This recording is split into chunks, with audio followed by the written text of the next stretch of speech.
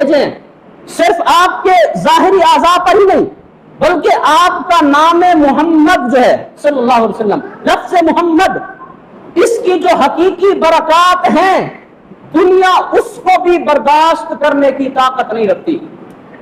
اگر لفظ محمد کی حقیقی برکتیں دنیا میں اللہ ظاہر فرما دیتا تو پھر کیا ہوگا؟ سنو ملا علی قاری کیا فرماتے ہیں، آپ فرماتے ہیں انہ اذا ذکر علی میت صار حیا حاضرا، اگر اللہ لفظ محمد، اسم محمد، اس کی حقیقی برکات دنیا میں نازل فرما دیتا تو ہزاروں سال پہلے دفن کیے گئے مردے اپنی قبروں سے اٹھ کر رسول اللہ کے غلام بن جاتے۔ یہ حضور کے نام مبارک کی اتنی برکتیں ہیں جس کی حقیقت پر اللہ نے پردے ڈال کر رسول اللہ صلی اللہ علیہ وسلم کو اس کائنات کے اندر بھیجا۔ نبی کریم علیہ الصلوۃ والسلام اس شان و شوکت کے ساتھ دنیا میں تشریف لائے۔